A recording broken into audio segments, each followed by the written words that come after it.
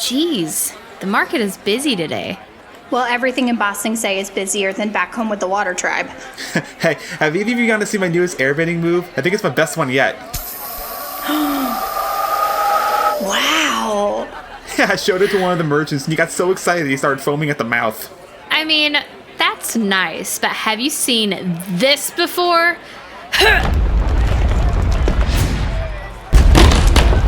My cabbages! Uh-oh. Run! I think the Jasmine Dragon is around the corner. Tea? Now? Like Iroh always says, tea is the cause and solution of all life's problems. Though I wonder if he had any quotes about accidentally freeing caged animals. Tea better save us from that rampaging platypus bear.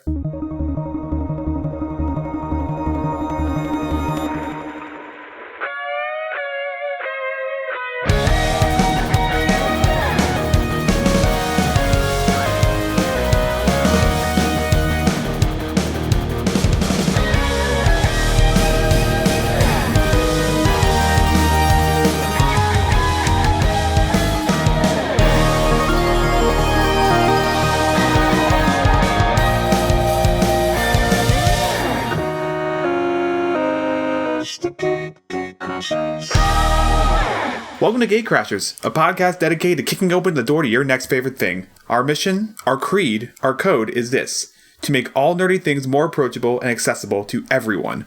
We want you to find a universe that you'll fall in love with. I'm John Scott, and I use he/him pronouns. I'm Ashley Durante, and I use she, her pronouns. And I'm Scarlett, and I use she, her pronouns. And today we're going to be taking you on a journey to the Four Nations and discuss the world of Nickelodeon's Avatar, The Last Airbender. In a world where people can bend one of the four elements to their will, the world has been gripped under the ironclad rule of the Fire Nation. The only one able to stop them is the Avatar, master of all four elements. However, the Avatar disappeared 100 years ago and hasn't been seen since. Until local Southern Water Tribe members, Katara and her brother Sokka, unearthed the long-lost Avatar, an airbender named Aang. Aang is the last of his people, and soon, his destiny is thrust upon him. Master the other three elements, water, earth, fire, defeat the Fire Lord, and save the world. All right, and now we're going to be discussing a brief history of the topic. We're going to be going over the background and how it started, why it was so popular, and how it changed the genre. So, Avatar began as an idea back in 2001 when co-creator Brian, and I'm going to be messing this up big time, Brian Konietzko, took an old drawing of a bald middle-aged man and made him a child herding bison in the sky. He then took the idea to his roommate, co-creator Michael Dante DiMartino, who was watching a documentary about fishermen trapped in the South Pole. So, I just want to say really quick, if I refer to the two of them as Bryke from here on in, that is the common nickname everyone gives them, so we're gonna go with that. They successfully pitched the idea to Nickelodeon 2 weeks later, and the show consistently did great ratings and received critical acclaim, which I think the finale did around like 5 million views on its opening night, and it currently sits at a 100% on Rotten Tomatoes. In addition, the show gave rise to like a wave of new programming of children's shows that treated its core audience like adults and never talked down to their audience. She-Ra and the Princesses of Power, Dragon Prince, Voltron, etc. And some of the themes that we're going to talk about, the themes of Avatar and the story topic, what they explore a lot of different things such as trauma, found family, love, acceptance, redemption, growing up. They even talk about hard-hitting topics such as genocide, ethical decisions, class ruling systems, overcoming disabilities, colonialism, systemic injustice, totalitarianism, and even sacrifice. So a lot of hard-hitting themes that they make accessible and translate to a young audience. Yeah, and you may be wondering, like, who will like Avatar? Well, honestly, anyone who's a massive fan of fantasy, a la Lord of the Rings, Game of Thrones, Narnia, they would definitely love the show. If you are into good stories with humor, plot like good versus evil, quest to save the world, and anything that involves something like elemental powers, Avatar could definitely be your next favorite thing. Yeah, absolutely. And the show is really, really easy to stream now. Like, it's available to stream via Netflix, CBS All Access, or I guess as it's now called Paramount Plus, or Amazon Prime. And in fact, little fun fact, when it premiered on Netflix last year, it hit #1 on the top 10 TV charts for Netflix and stayed there for 60 days, becoming the show with the longest consecutive run on Netflix's top 10 TV charts ever. So it's kind of showing the staying power almost 20 years later, if you will, of how successful this thing has been. And I think that ties into the next topic, right? Like, it's bringing in a lot of new audiences, but also the nostalgia factor. And just thinking of that nostalgia factor, there's so many good episodes to get started with and to get into. So the first one being, of course, The Boy in the Iceberg, or The Avatar Returns. The episode, The Southern Air Temple, The Winter Solstice, The Storm. My personal favorite, Tales from Ba Sing Se, or Ember Island Players. All of those are really, really good episodes that can kind of pull you in and really kind of show what the show is about. Okay, so now we are actually going to take a break in this episode so you can avoid spoilers. So stop now if you haven't watched Avatar yet. But if you have, stick around and we're going to talk some more spoilery stuff in our next part. Or if you don't care about spoilers and you want to stay with us, stay with us.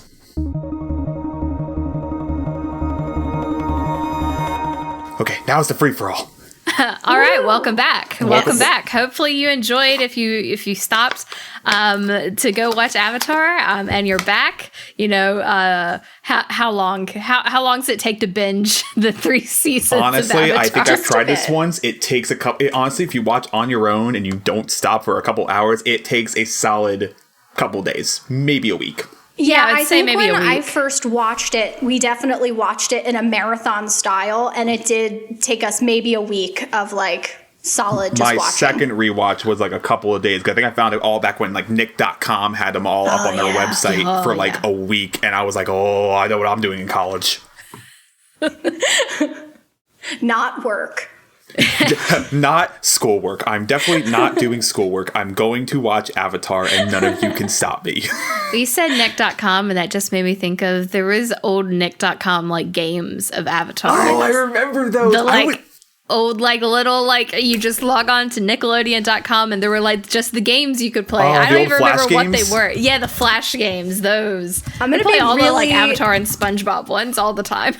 I'm really uncool. I did not watch Avatar back when it was first airing. I didn't even know what it was.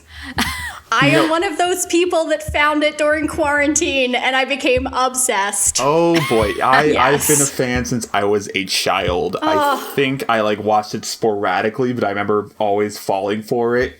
And then I specifically remember when the final season came on, it was they had a whole week of just burning off the rest of the episodes because they had been gone for a year by that point. Yep. It was 2007, November 2007 to July 2008. So that's a solid 6-8 month wait we had to deal with. And then what ended up happening was the finale. I was used to swim a lot as a child, and the finale, I was 15 and the finale was that night. And I told my dad, I'm like, listen, don't you dare stop and talk to anybody. Just get me home so I can watch the finale. And I think the rest of the people I knew all looked at each other and we're all 15, 16. We're finale of Avatars tonight. No one's stopping me. I remember that. I remember when that came out. Me and my friend, we would watch it was on Nicktoons. It was Nicktoons, and that's where they showed all the reruns. And even Cartoon Network had some other stuff. And me and my friends, we would watch Avatar, we would watch Teen Titans and Justice League and the Batman. And we would go to school the next day and we would talk about the episodes. Okay, those 3 you just mentioned is part of the holy trifecta. Yeah. So we would talk about it. And I remember when the finale, the 3-part finale, and they put it all together in a mini movie, came on. And I remember specifically coming home. I was telling my dad and mom, I was like, I am watching this. I have the TV from this point. And I just sat on the floor in front of the TV watching the finale. Yeah, I sat on like, my couch. God. I literally, as soon as we rushed in, I was like, hi, Mom. Put my bag down, click, turn the TV on. I'm like, no one bother me till 10 o'clock. Yeah. Leave me alone. I did not have cable. But see, you also get the added benefit now of being like, I can watch it all during quarantine. It's all there for me. That is 100% what happened, and I loved every minute of it and became obsessed. Read all You the were comics. lucky you did not have to deal with that 6 to 8 month wait in 2007. Exactly. There has been plenty of things in fandoms that I have had to put my time and my dues into, but I am super thankful that I got to sit and watch Avatar straight through. It was worth it. Oh, yeah, lucky. Oh, Yes. you were so I lucky. know. And like, it is hard. It is so hard to pick a favorite character on this show, but there's an easy way we can discuss our favorite animal character. Appa or Momo? Okay, I'll go first. I'm definitely an Appa. We actually have a stuffed Appa. I need one. I need one so bad. We love him. That is hard.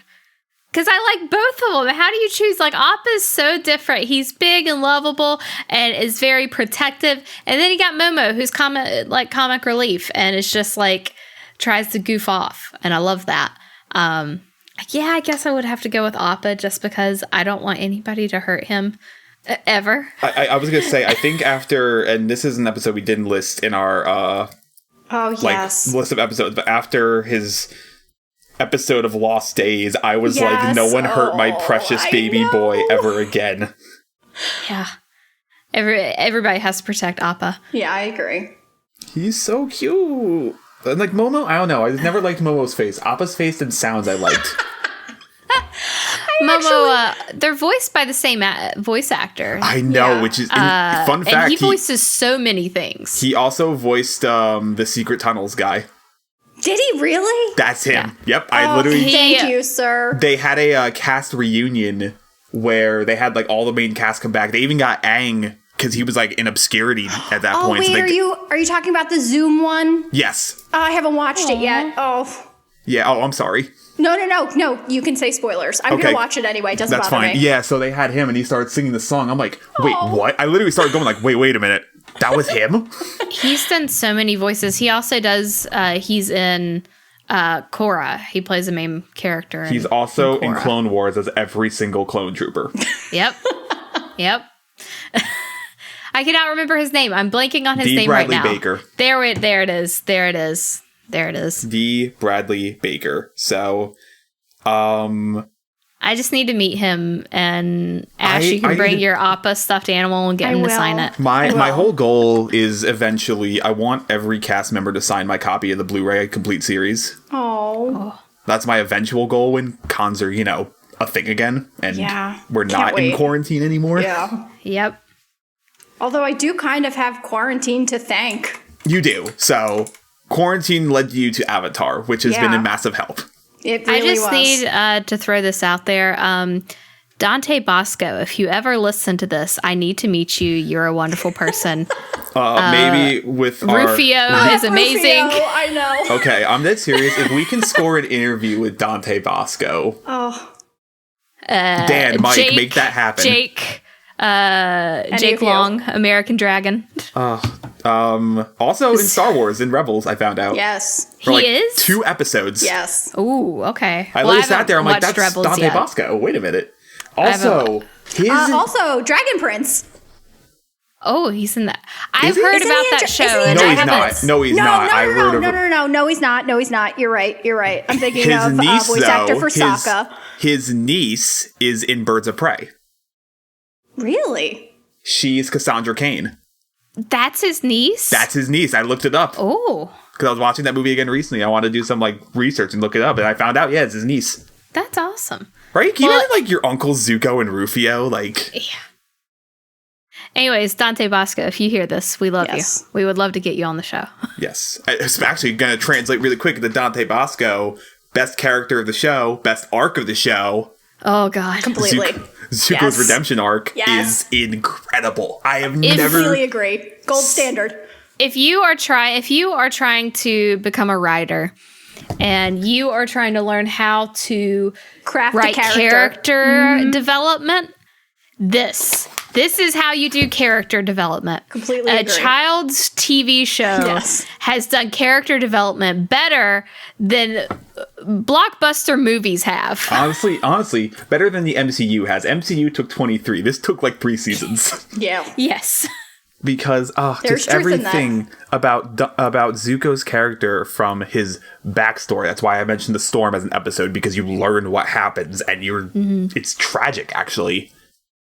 He has to fight his own father. He doesn't want to, so his father burns him. That Yes. alone has so much emotional weight.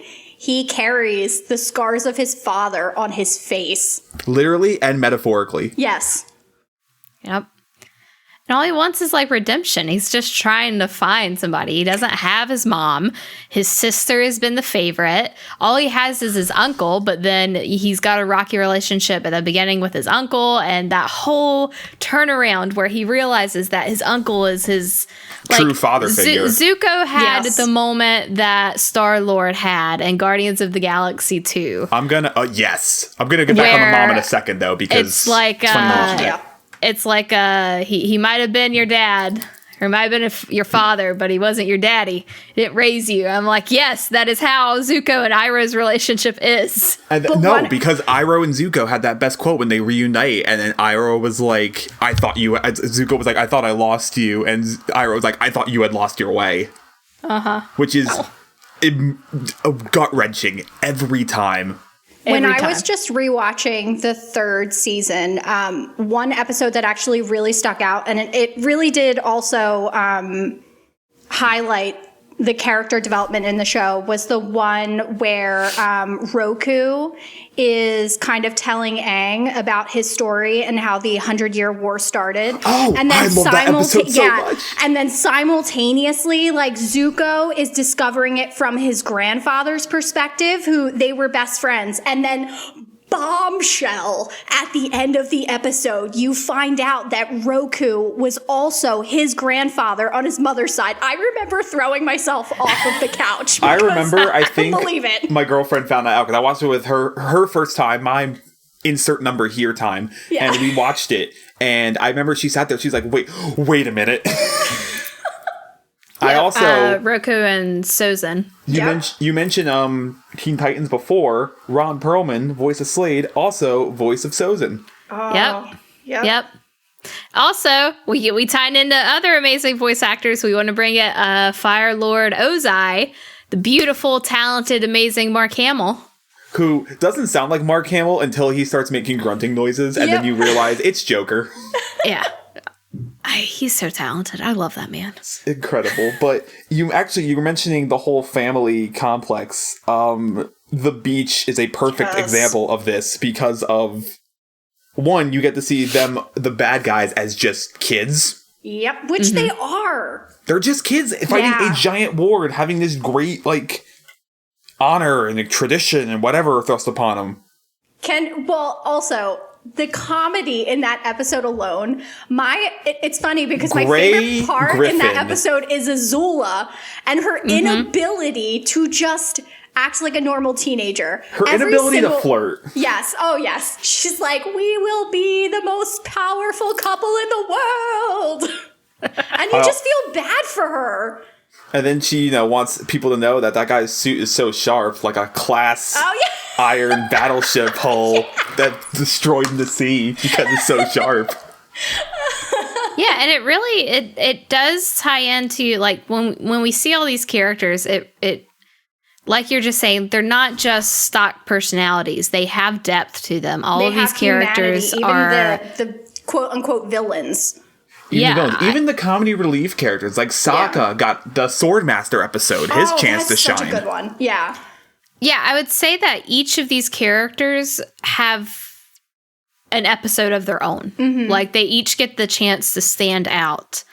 And like, no one ever gets, like, it's never just, like, about, like, someone's spotlight. Like, everyone has a moment to, like, have their own redemptions or whatever. Like, the Kyoshi warriors, where Sokka, rightfully so, gets shown the fuck up. Yeah. We stand Kyoshi warriors in this household, but let's just say that right now. We stand them in this household. Sokka definitely came into that episode with a lot of misogyny, and they put him in his place. Oh, Yep. have you guys ever seen the original pilot? I actually watched some of it on YouTube. I don't like it. Who said that? Ashley or Scar? It's Sorry. Ashley, yes. Ashley, okay. Yeah, I don't think Yeah. I've seen the original Oh my pilot. God. I watched it over the summer.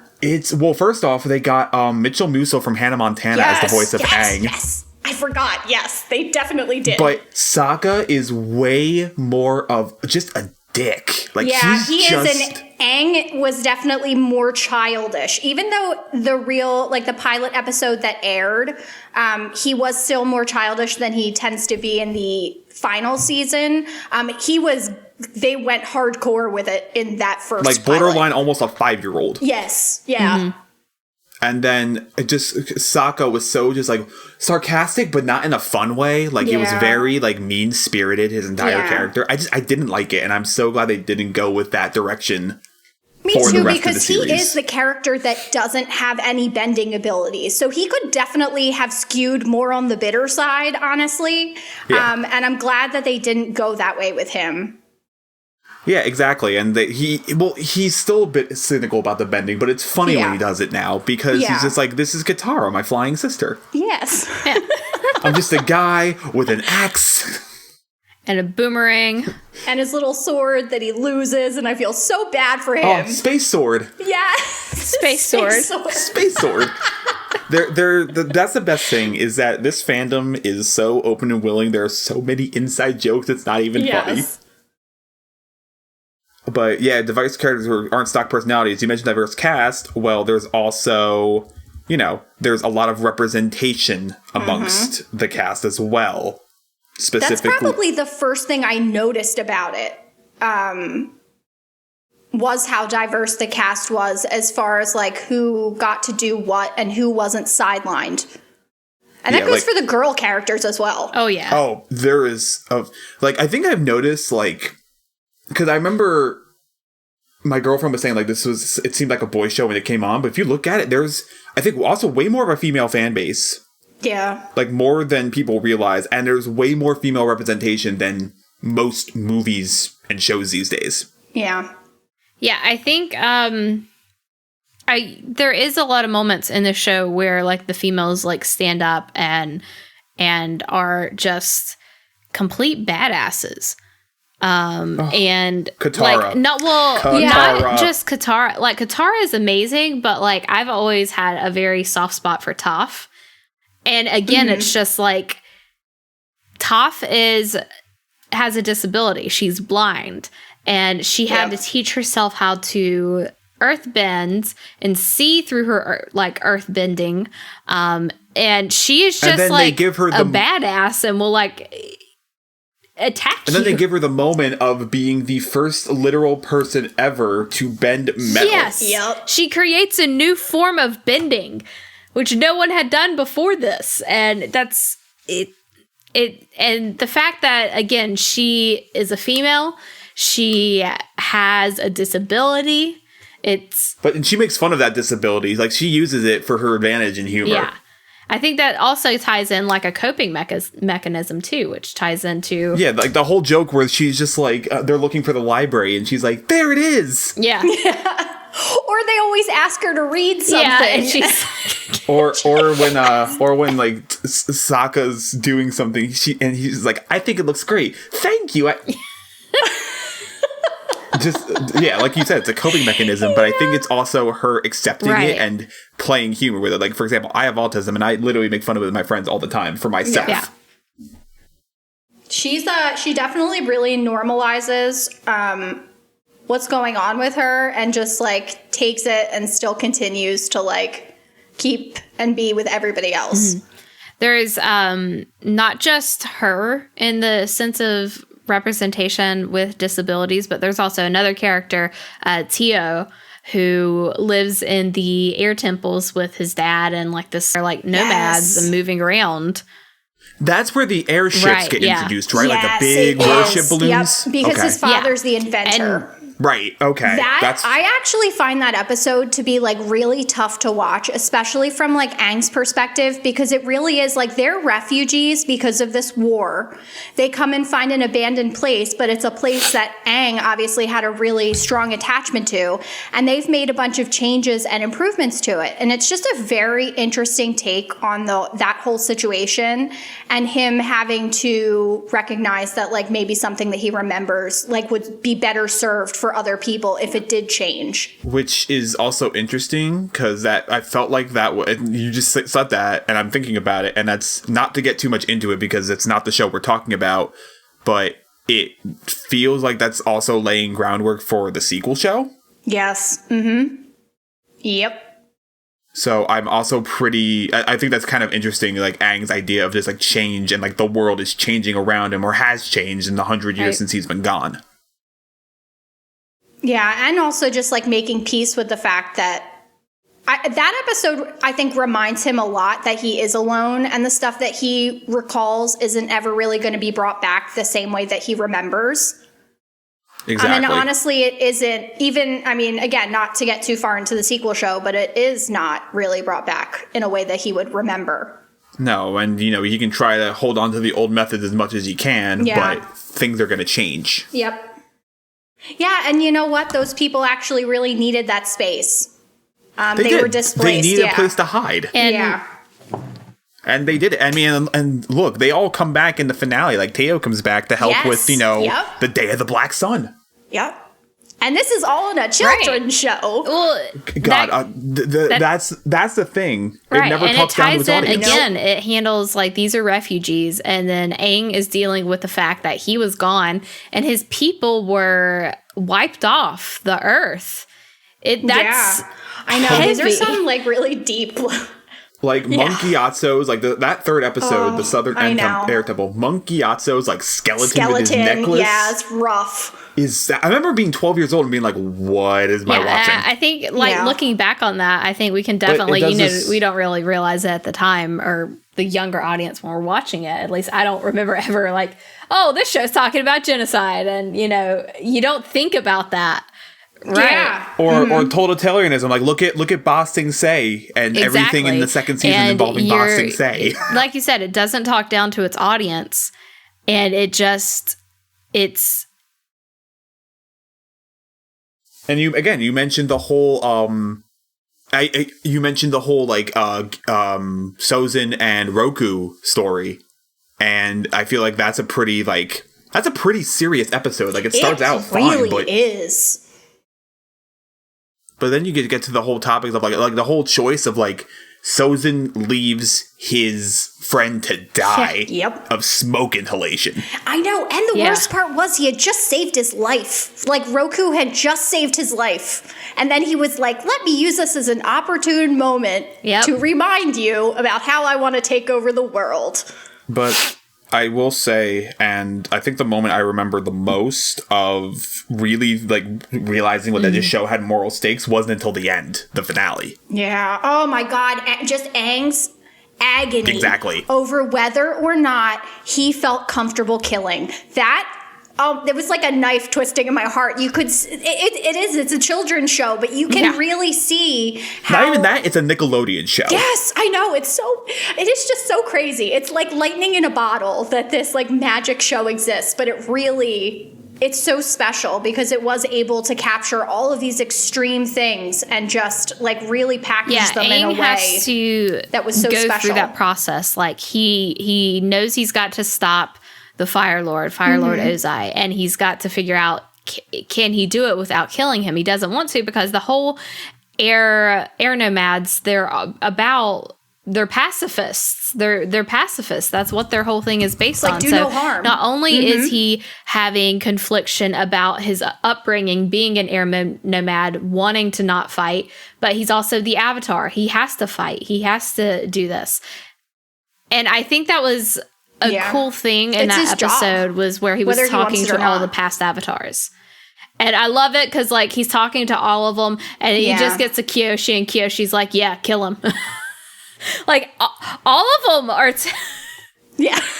There's a reason for that, but I want to wait till near the end because of what I'm reading currently. There's a reason for that. Yeah, I think, like, all of the people, all of the past avatars he talks to are just like, you need to kill him. Like, that's... I know, even when he gets to the Yen-chan. Airbender. I know, yep. She's like, you have to do that. It's for the good of the world. And as the avatar, you have to put that above your personal feelings. Yeah, she says the sacrifice that he has to make as the avatar is to let go of his own personal beliefs from the air nomads and focus on saving the world. But it's okay because Deus Ex Lion Turtle comes in to save the day. Yes!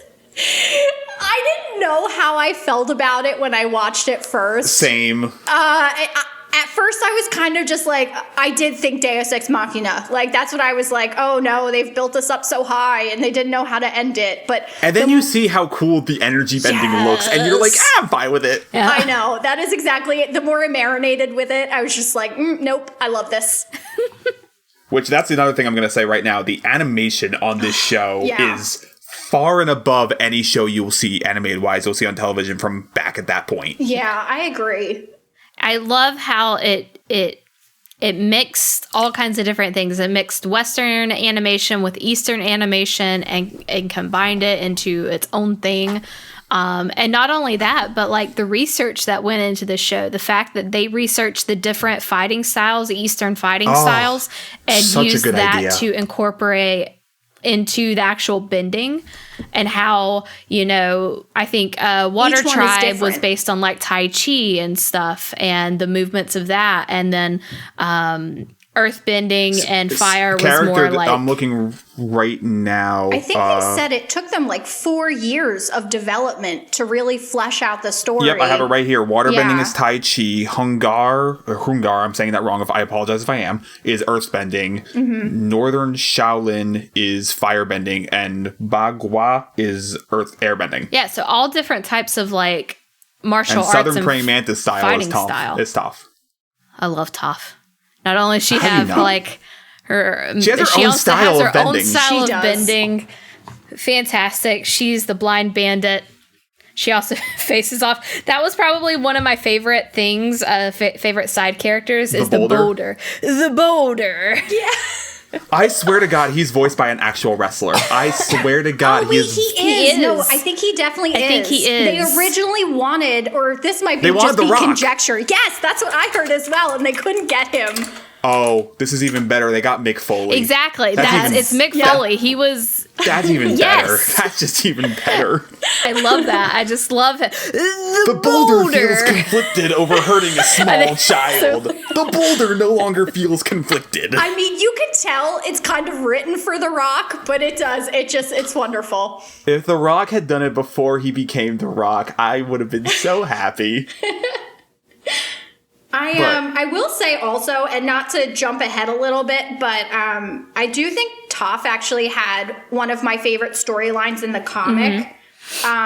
The one where she goes back and sees her father. Don't tell me, I'm not that far yet. I will say no spoilers on the comics because I haven't found a place to read the comics, and I really want to read the comics, especially the one where they try to go find his mom. I have them all. You can borrow them.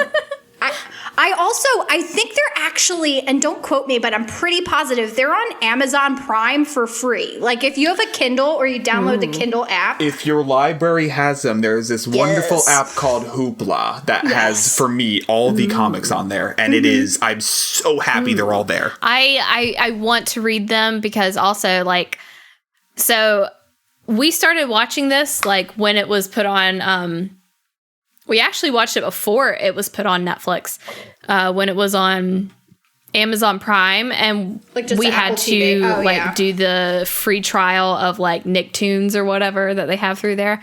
And Dan and I were watching it, and like like I said, I had watched this when it was originally on, and I was like, you have to watch it. It's like my favorite show. Like, it's so good. That was me with my girlfriend, but we don't live together, so we kind of had to figure out a way to time and sync up. Been there, done that. I understand that pain. But we started watching the sequel. I think we're in season 2 of the sequel, and I think he likes it so far. Did you like Avatar? Yes, he loved it. He loved the show. He thought it was really, really good. But you mentioned before, like, the boulder and everything, and I think that's the best thing the show does. It has this perfect balance, maelstrom, if you will, of just serious moments, goofy humor you're going to quote for the end of days. Yes. Like, my cabbages, the guy foaming at the mouth, like... Cactus juice. Secret tunnel. See, like, you can go to any a con and just like walk around and say that, and people will know. Join in. People will join in. It had its moment on TikTok during the beginning of quarantine. I saw that. Yes. Then Foo Cuddly Fluffs. This is Aang. This is Foo Cuddly Fluffs. It's such a good job of just balancing it so well. Like, I really love to quote Iroh. Iroh's got so many good things. Like, I don't know. Like, as I was rewatching the finale episode, and he just the little nuggets of wisdom that he comes out there with. Like, on the finale, he's just like, today destiny is our friend. And I was like, yes, it is. Can we take a moment to reflect on Mako and his amazing voice acting? Mako, God bless that man for the career he had. So he voiced Iroh. For those of you that don't know, he voiced Iroh for seasons 1 and 2, I believe. Yeah. Partially season 2. Yes. And then his mentee, the voice actor, he had trained under him and had basically been training with him and voice acting, took over his place, and it was just so and he did that for, not only did he do that for Avatar, he did it for Samurai Jack, for Aku, and he did it for I believe he did it for parts of the Ninja Turtle movie that Mako was in as Splinter. And I mean, it was just Mako, a very talented voice actor, and just has that iconic voice. And I thought that was really cool how they got his protege to take over and take the reins of that. Yeah, and Greg Baldwin, I think, is always he did such a fantastic job too. I will say, like, going back and rewatching, when I get to Tales of Ba Sing Se and we get to him singing Little Soldier Boy under the tree, I cry every time. I've seen that. And then they have the whole in memory of Mako. Yes! I was like, ugh. Just like ugly tears. I have watched that episode. That's probably one of my favorite episodes, the Tales of Ba Sing Se. It's a great episode. It's okay. So I'm going to go into that now. But I did want to say my favorite Iroh quote is the part where Zuko's like, you're saying I need to reason with her. No, I'm saying she's crazy and she needs to go down. Yeah. Favorite Iroh quote. But going on my original topic, let's start with favorite episodes and why. And then I want to pose a challenge to everybody. Okay. But favorite episodes. So whoever wants to start. I think my probably 2 favorite episodes. I really like the episode The Tales of Ba Sing Se because it just, everyone gets their own moment. It's really cool. In that essence, Iroh's got his moment. Zuko and Katara and Toph, and it's really see them, and it's just like what they do in Ba Sing Se for a day. Like, what are they doing? So it's like little snippets that make up this episode. Like Sokka getting into a rap battle. Haiku battle. It is a haiku battle. It's the Avatar equivalent of a rap battle. What is it? He's like a Sokka something something. I rock ya. Best. The best. I think that's probably one. Ember Island Players is another because it's just so good.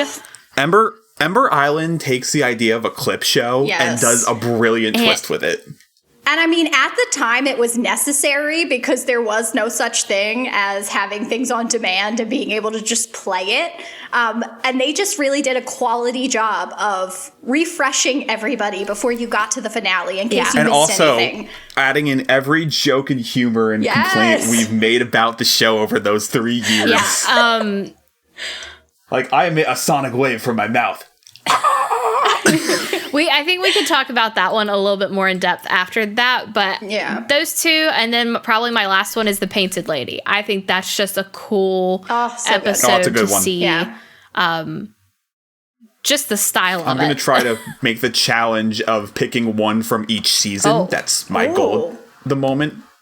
I think season 1 is good. Was season 1 the tunnel, or am I thinking probably season not? 2, episode 2 is Cave of Lovers. Okay, all right. So I'm gonna say my favorite from season 1 is probably gonna be the finale. Mm-hmm. That's a really solid finale and way to end the first season.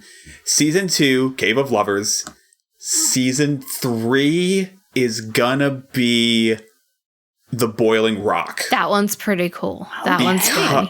Because I think my favorite thing they did with Zuko is as soon as he becomes good, he just becomes the dopiest idiot possible, and I love him so much for it. The Boiling Rock, those episodes, I think that was what part 1 and part 2. There was like There was a 1 hour episode they did. That has like one of the best lines between My first girlfriend. Well, actually two good lines. So the first one is like Zuko and Sokka are talking, and they're talking about their girlfriends, and Sokka's just like, yeah, my first girlfriend turned into the moon. And Zuko just turns and looks at him.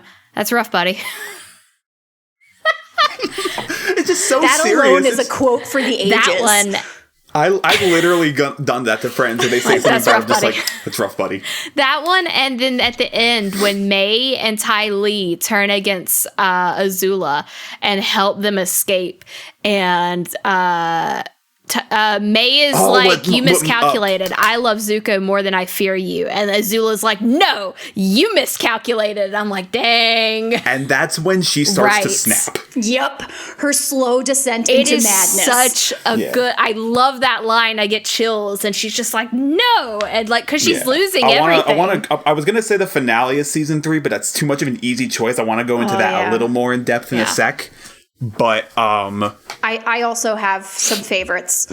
I will say that my 2 favorites are both in season 3 because I think season 3 is literally the best season of television I've ever seen. I would agree. It's probably my favorite season. Yeah, I would agree. That's up there. That's like one of like the best seasons. It's hard for me to pick a favorite season because they're all so good.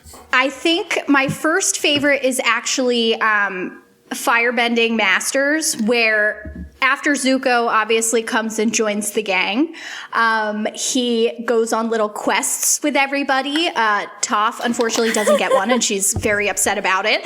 You all had your life-changing adventure with Zuko. Now it's my turn.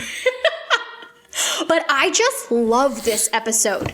When Zuko and Aang work together, it is just, I don't know, something inside me. I think like all this built up like animosity between the two of them. So many points in the show, like especially when Zuko was like the blue spirit and he's rescued him, but he's always been on the cusp of being good and knowing what the right thing to do was. And this like need and desire for like his honor and pride from his pride from his father has really kept him from that.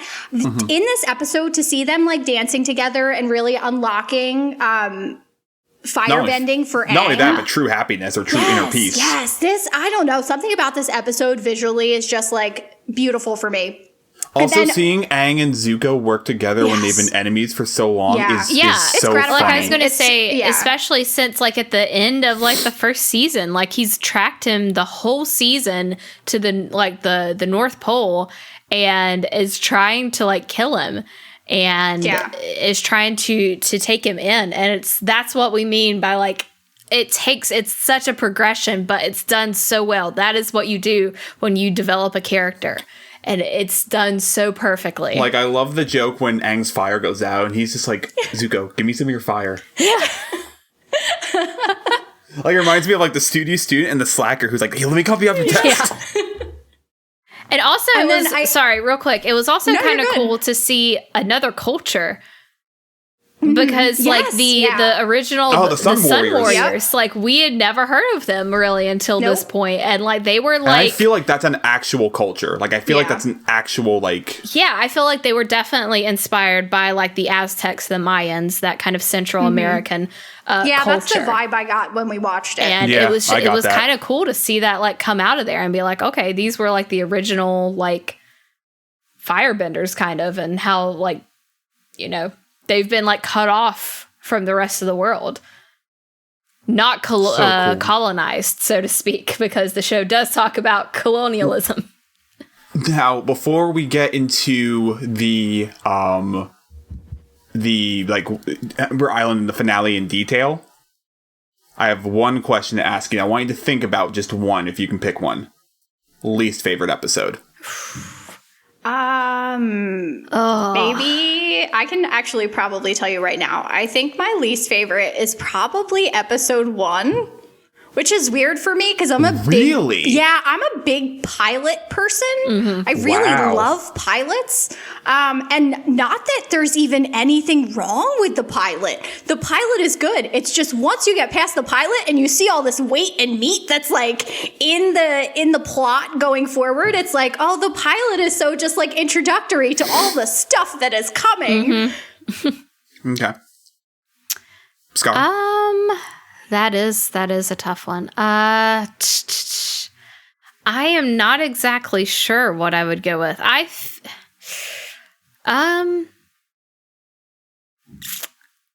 don't know if it's what is. I'm trying to find the episode. I don't know if it is this one.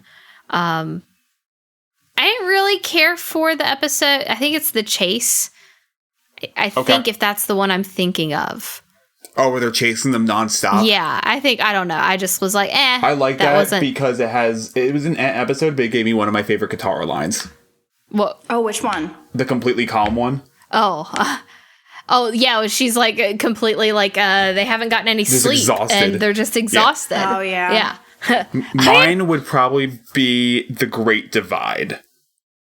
That's what season is season that? 1. I think that's season 1. It's like the two people, the slobs versus the snobs kind of thing. Oh, yes. You know what? That one, I might agree with you, actually. That was just boring. I remember just sitting there like, all right, this is okay. This is whatever. It's funny. IMDb actually has an episode rated really low that I enjoyed, and it's the one where Aang doesn't get enough sleep.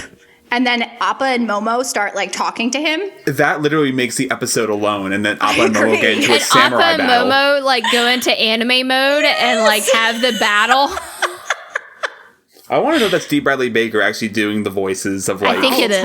I think it is. If that is, that man's a genius. A genius. Hold on, I'm looking it up right now. Oh my god! All right, so now we can go into those two episodes we had talked about because they're actually like right next to each other. Yes. We kind of went in a little bit with the finale before. I want to go on to some other topics on that, but the flashback, or not the flashback, the clip show, Ember Island players. I think it not only kind of sets up some character things for the finale, but like we said, it's just a damn good recap of everything. Such a satirical take on them. And the fact that they're physically watching a play about themselves. From a very knowledgeable cabbage merchant. Yes. Yeah. Which was the best way you could end that joke. It's the things that they point out, like you said, it's so satirical. And like Sokka, from the acting, like the actors, Sokka is very just like one-liners, jokes all the time. Yep. That sounds like Robin from Teen Titans. It is. It is. It sounded like him. Yes, it's Scott Menville. And then poor Katara is just the weeping, oh no. Katara's weeping and sad my mother. And depressed and always over dramatic. And Katara's sitting there watching and she's like, I'm not that dramatic. I don't cry. And then Aang, I love that they portrayed him as, I think it was portrayed as a woman, like they would normally do for Peter Pan on the stage. Or Shakespeare. Or Shakespeare. Yeah, I was like, oh, this is clever. It's so great at breaking the fourth wall and looking at the audience and being like, We know. And We know. Aang is he's so upset. He's like, I'm portrayed as, they portray me as a girl. And then Toph's character, Toph gets revealed and she's so excited and she can't see it. She can just hear it. And then Toph comes out, her actor, and it's this big buff guy. It's this big buff dude.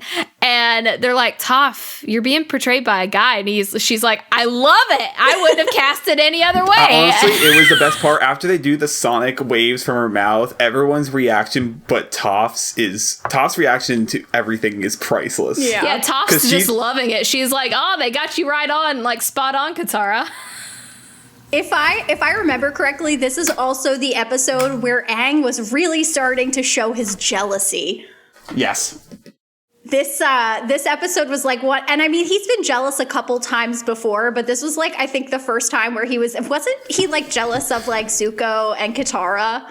Yes, Yeah. which I'm going to get into that in Yes. one moment, because that's a whole topic of contention. It is. It But really is. I will say it gave me my favorite lines because it accurately describes the piece of shit movie which you should not watch at all. Oh. It's a line where they go like, that was not good. The acting was bad, but the effects were decent. I'm like, if that does not describe the movie. I actually, believe it or not, I actually went to the set for the movie because it was actually filmed near where I live. Oh. How did that go? Fine. I worked with a friend who did their costuming. So I did go to the set, but I never watched the movie until this summer. So me and my friend Bridget, if you're listening, hello.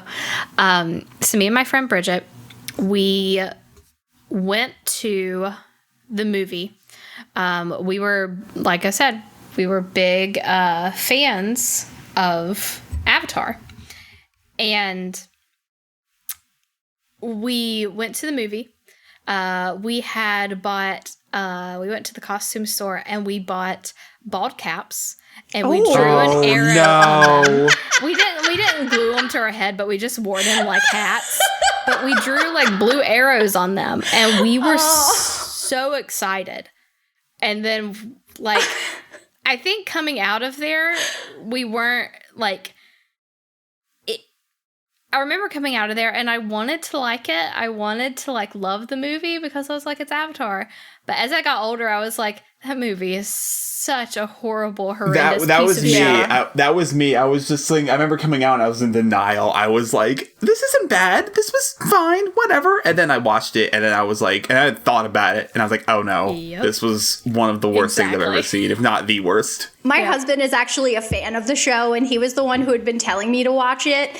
And after I finished it, he was like, now don't ever watch the movie because I went and saw it, and it's one of the only films I've ever left during. My girlfriend and I are planning to hate watch it. That's what I did over the summer. After I finished the series, I was like, I just have to see it, just to experience it. I already kind of saw some of it, so I should probably go see what the end result was.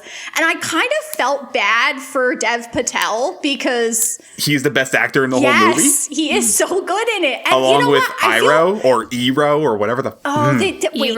Just the Ong, Sokka. The way they say them is so. I rough. remember being in my theater and that happened, and people just kept yelling out the right names: Ong, Aang, Sokka, Sokka. First of all, it's a really popular TV show, so I don't know how it was in their benefit to completely change the way. And I mean, this isn't obviously, it's not a film discussion, but... I know, I want to kind of put the pause on that, though, because we could go on for hours about the damn movie that was definitely terrible. Confusing for me. Like, I was like, why did they do that? But, going back on the show, one thing we never talked about was the music. We have not discussed the music by Jeremy Zuckerman and the track team yet, which is mwah. Yeah. Chef's kiss. Chef's kiss, just perfection the entire way through. Yeah, honestly. It's beautifully scored, especially that scene in the finale when the bending is being ripped. Oh, mine was I think the best score in that finale I liked was when Aang and Ozai are fighting. Yeah. And the score's going in. I think that's what I'm talking about. I just skipped ahead a little bit. But yes, it's beautiful. Jeremy Zuckerman has done phenomenal work between this and then going quickly, Korra. He does a phenomenal work on his scores, and I think only with the exception of the finale, it was all done through the computer stuff, I think. Really? I think. I don't quote me on this. I don't know. I'm actually still trying to figure that out now. But yeah, that was basically the whole gist of it was, at least that's what I've seen. Yeah, I think the music in general is just really amazing with what it does. I think that I don't know, it takes from all these different music types, I think, and all these different influences, these different music influences, and it just makes something completely different, but still familiar in a way, if that makes sense. And it's just fantastic. And then, okay, so let's say here, folks, that, you are a fan of Avatar, and you're wondering, hey, maybe I want more. Maybe I want to know more about where we go from here. I cannot recommend enough the Dark Horse comics they've been putting out for a good while now. They answer so many questions in between Avatar and Korra in terms of where these characters have gone. And they do answer the big question we all were left with at the end of the finale. Where's Zuko Mom at? I need to read that because I need to know. I need to know the answer. It's very good without spoiling. Yes, and then it's a great story. The other thing I'll recommend reading is I have been currently reading the Rise of Kyoshi book. Oh, I'm moving on to that next. Do you like them? I've heard they're great. I am very much enjoying it. Scarlett, have you heard of this book series?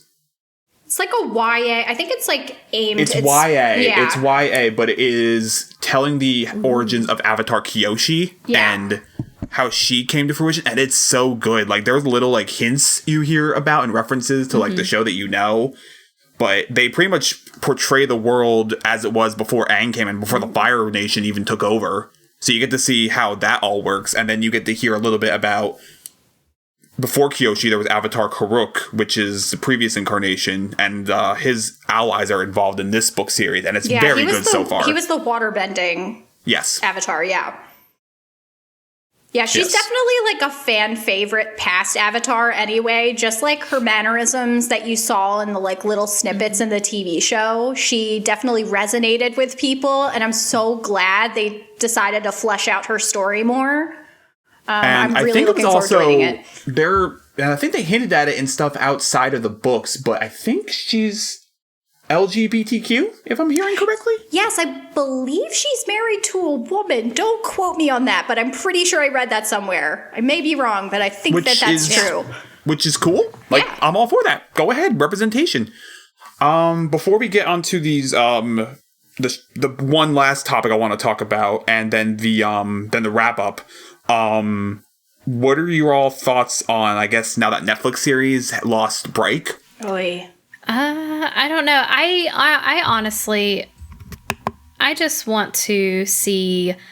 I don't know, because I haven't finished watching Legend of Korra, so I don't necessarily know. But I just want to see another show. I want to see them do seasons with the other two avatars. I would like to see a show about an earthbending avatar and a Fire Nation avatar. Yeah. To kind of complete the circle. Not even that.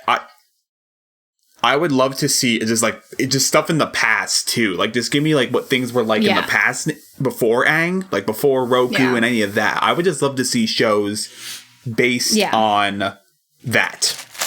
I just love Aang so much. I would even be so happy if they just decided to do more seasons and just built off of the storylines in the comics, because I think they're so strong that they could have continued with that, and it would have been just as great as this like arc that they created with the war. This sounds stupid, but like the Avatar reincarnation cycles continues, but it's in modern day.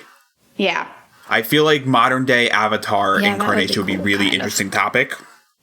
I have read that people really are turned off by that because how would the Avatar, and I mean, this is just obviously just like online chatter, but people were like, how does the Avatar fit into like cell phones and modern technology? It would be an interesting take. That would be the interesting take, though, I feel like, is like, how does that concept fit into society today?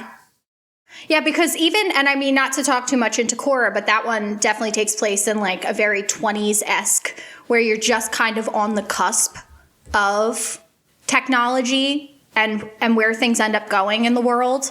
And that was an even interesting, it was definitely difficult for me to finish Avatar and then go right into Korra at first, and then it was jarring almost because it's a different beast entirely. Not trying to go into it too much, but it is a different beast in Avatar. And I mean, I like Korra. I really, really enjoyed the show. So, but it was like definitely you're like, oh yeah, you're definitely in a different time period, and this is wow.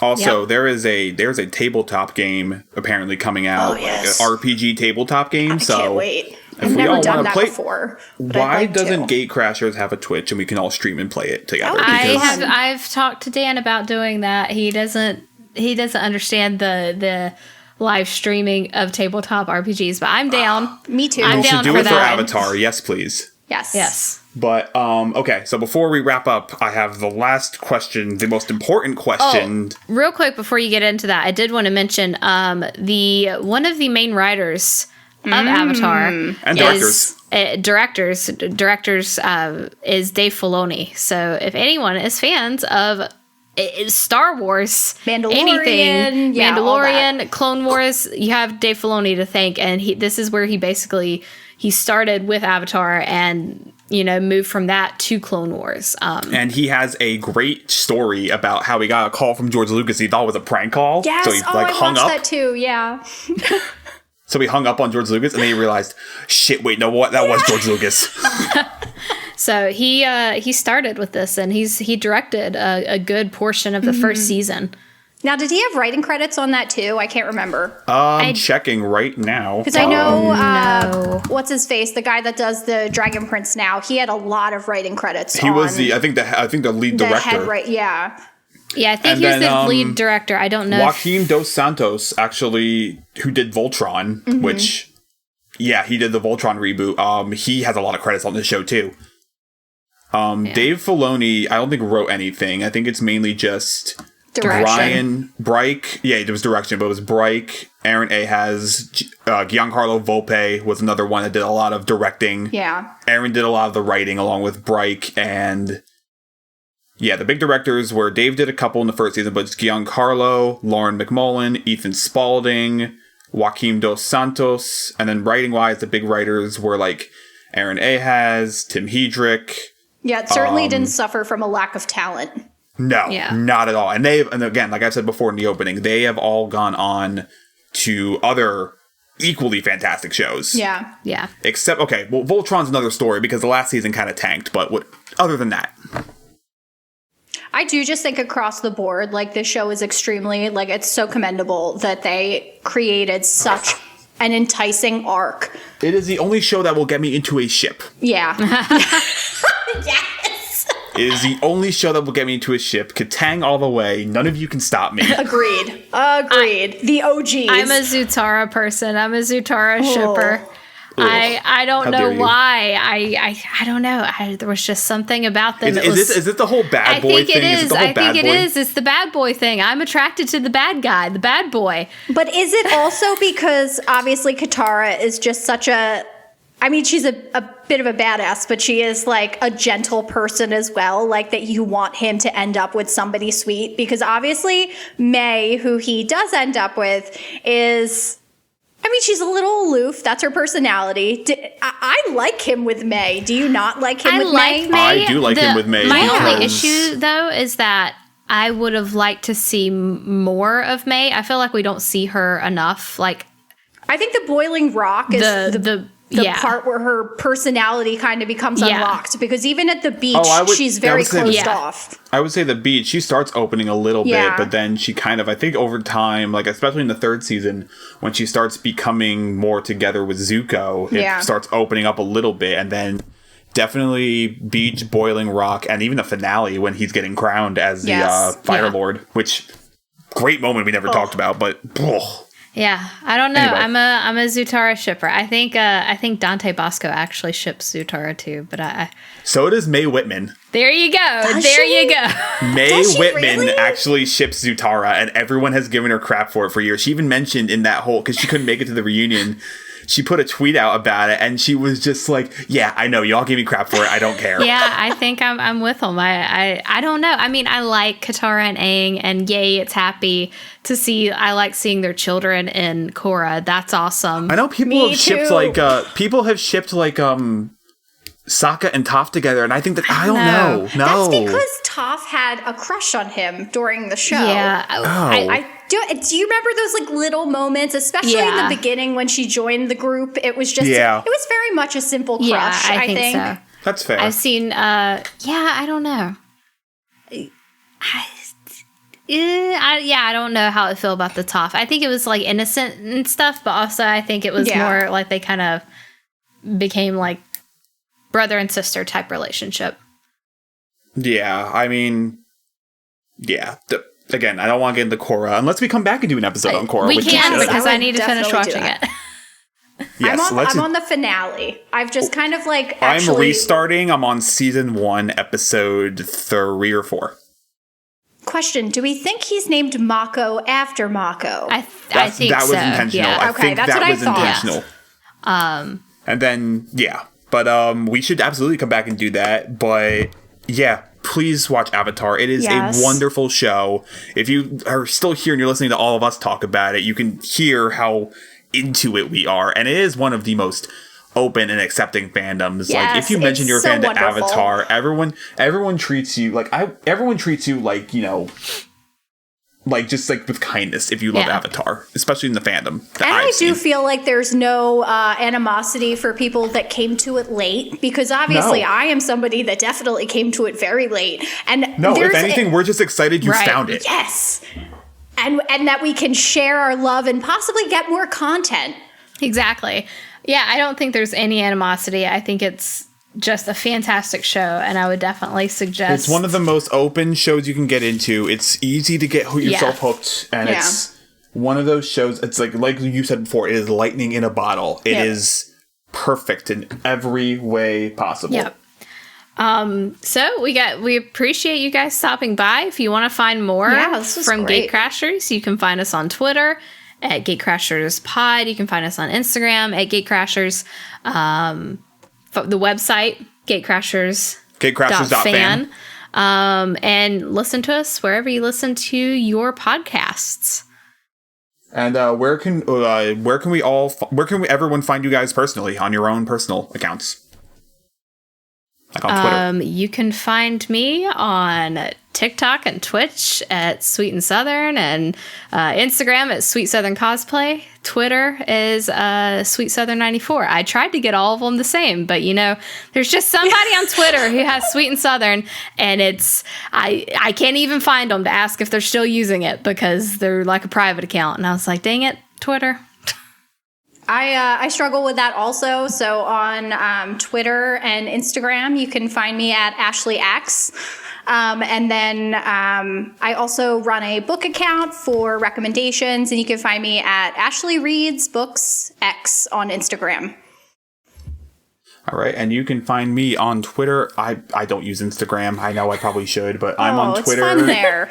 I'm on Twitter, JMScott193, and I'm gonna be really obscure. I'm also on Letterboxd because I'm a big movie guy. What if is you're on that? Letterboxd is Facebook for film nerds. Oh, it is a wonderful site. I would highly recommend coming and joining me over there. We'll go look at it. Thank you. You just go make little movie reviews and blurbs and lists, and it's awesome. And it's free. I do that on Like It. It's free and it's amazing. And I am on there as film_fan93. So please go follow me on there because it is so much fun to do over there. We have a That lot of fun. sounds good. I think my last movie I watched was Digimon Adventure Last Evolution Kazuna, and I cried about it for about a couple of paragraphs. So, I think I watched that with my brother. Was that how long ago did that come out? Digimon the show 20 years ago. Yes. The new Yeah. movie last year. Okay. I definitely cried at the Pokemon movie. I remember that. It's probably Everyone not did. called Pokemon. It's called Pokemon. I'm sorry. I call it that because it makes my brother sad. So it's a force of habit now, but Pokemon. Oh boy. But yeah, we'll get out of here. Yeah. And secret tunnel. Secret Secret tunnel. tunnel. Secret Secret tunnel. Secret tunnel. Through the mountains. Also, Flameo Hot Man. Flameo. Flameo. Hot Man. Yes. Sparky, Flameo. Sparky, Boom Man. It's the big, big questions.